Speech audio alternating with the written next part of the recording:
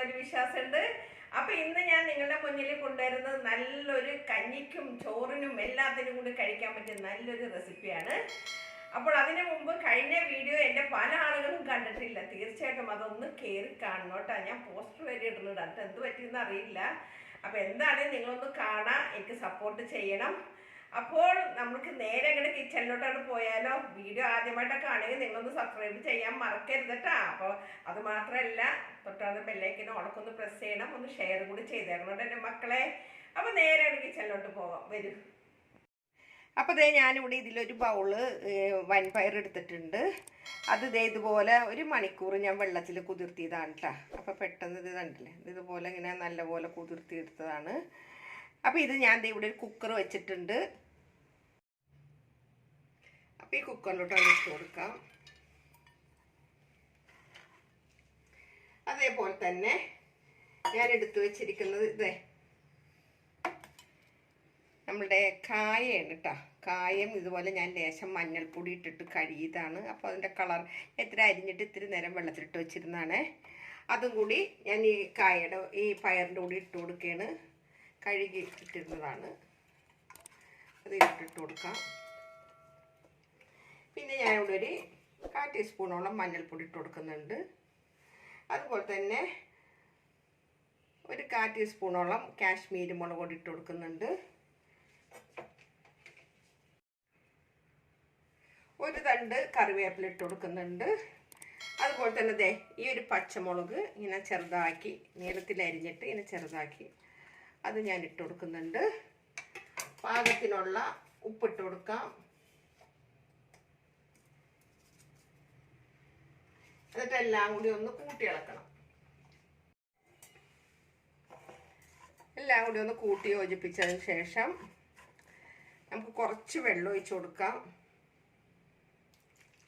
വേകാനുള്ള പാകത്തിനുള്ള വെള്ളം. കാരണം പയറ് കുതിർത്തിയത് കാരണം പെട്ടെന്ന് വെന്ത് കിട്ടും, മനസ്സിലായില്ല. ഒത്തിരി നേരിട്ടിട്ട് വേവിക്കണ്ട.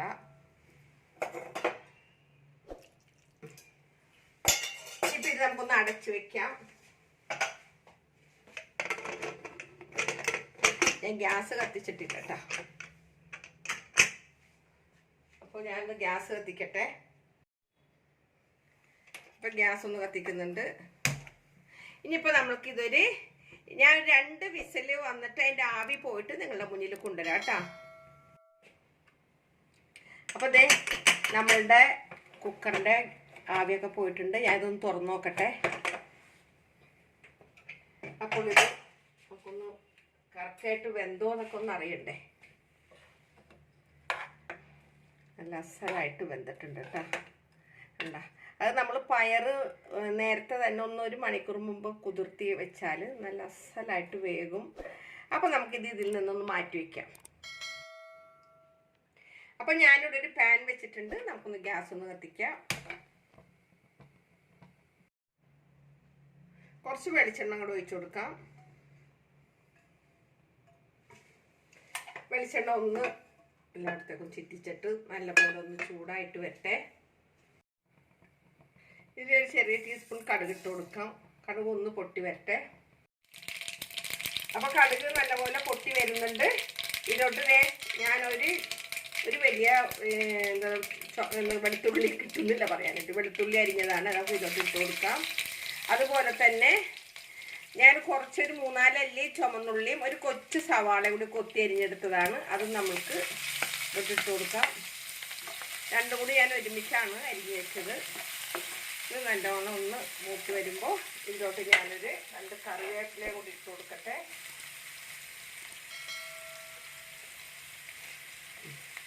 ഇനി നമുക്ക് ഇതിലോട്ട് അത് മരിഞ്ഞ് വന്നിട്ട് വേണം. ഇനി നമുക്ക് ഇതൊന്ന് വാടി വരുമ്പോൾ ഞാൻ തീ കുറച്ച് വെച്ചിരിക്കായിരുന്നേ. തീ ഒന്ന് കൂട്ടി വെച്ചിട്ടുണ്ട്. ഇതൊന്ന് മരിഞ്ഞ് വരട്ടെ.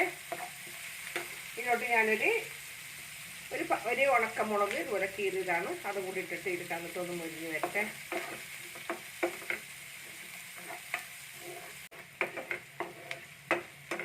അപ്പോൾ ഇത് നമുക്ക് നല്ല പോലെ ഒന്ന് വാടി വരണം. നമ്മുടെ വെളുത്തുള്ളിയും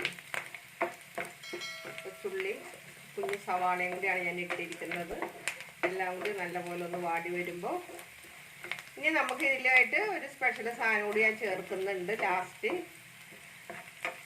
അപ്പോൾ ഇതെല്ലാം കൂടി ഒന്നും കൂടി ഇത് വാടി വരട്ടെ. ഇതിലോട്ട് ഞാൻ 1 ടീസ്പൂണോളം കുത്തിപ്പൊടിച്ച മുളക് ഇട്ട് കൊടുക്കുന്നുണ്ട്. എന്നിട്ട് ഇതെല്ലാം കൂടി ഇപ്പോൾ എരിവ് നിങ്ങൾക്ക് കൂടുതൽ തോന്നുന്നുണ്ടെങ്കിൽ നിങ്ങളുടെ എരിവിൻ്റെ കാര്യം ഞാൻ പറയുന്നില്ല. പക്ഷെ നമ്മൾ ചേർക്കുന്ന ചേരുവകൾ കറക്റ്റ് ആണെങ്കിൽ അതിന് പ്രത്യേക ടേസ്റ്റ് ആയിരിക്കും കേട്ടോ. അത് ഇപ്പോൾ നമ്മളോട് കാണുമ്പോൾ ഇത്രയും ചേർക്കുന്നുണ്ടോയെന്നൊക്കെ പല ആളുകൾക്കും തോന്നും. പക്ഷെ ഓരോ ചേരുവകളും നമ്മൾ ചേർക്കുന്ന രീതിയിൽ ചേർത്താലാണ് ആ കറികൾക്ക് ടേസ്റ്റ് ഉണ്ടാവുള്ളൂ.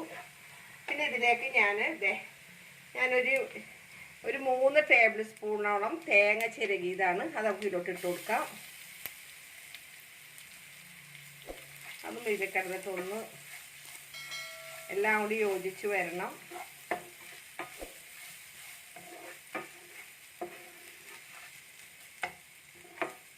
നല്ലപോലെ തേങ്ങയും ഈ മറ്റുള്ള ചേരുവകളുടെ കൂടെ നല്ലപോലെ എല്ലാം യോജിച്ച് വരണം.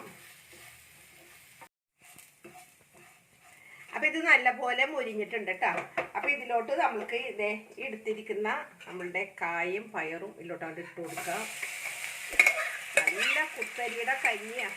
കുത്തരിയുടെ കഞ്ഞി ഇല്ലെങ്കിലും വേണ്ടില്ല, നമ്മുടെ സാധാ കഞ്ഞിയാണെങ്കിലും വേണ്ടില്ല.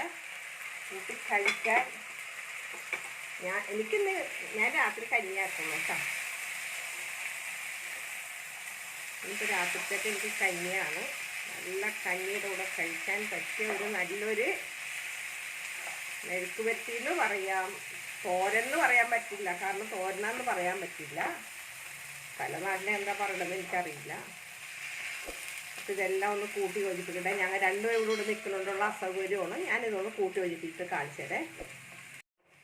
അപ്പം ഇതെല്ലാം ഞാൻ കൂട്ടി യോജിപ്പിച്ചിട്ടുണ്ട്.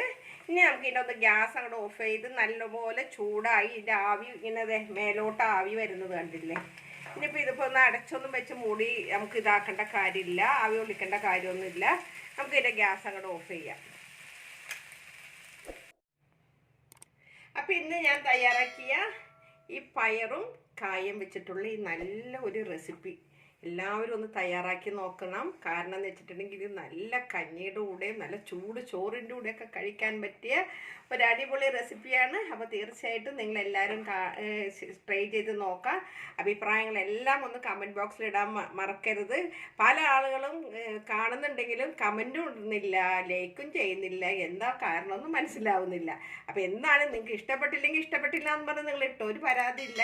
നമുക്കെല്ലാം വേണമല്ലോ, എല്ലാം ഉണ്ടെങ്കിലല്ലേ നമുക്ക് നല്ലതും ചെയ്തും തിരിച്ചറിയാൻ പറ്റുള്ളൂ.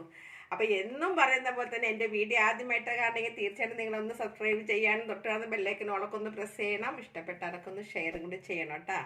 അപ്പോൾ ഒരിക്കൽ കൂടെ നിങ്ങളോട് എല്ലാവരോടും നന്ദി പറയാം. നിങ്ങളുടെ സ്വന്തം മാമിന താത്ത. Okay, bye, thank U.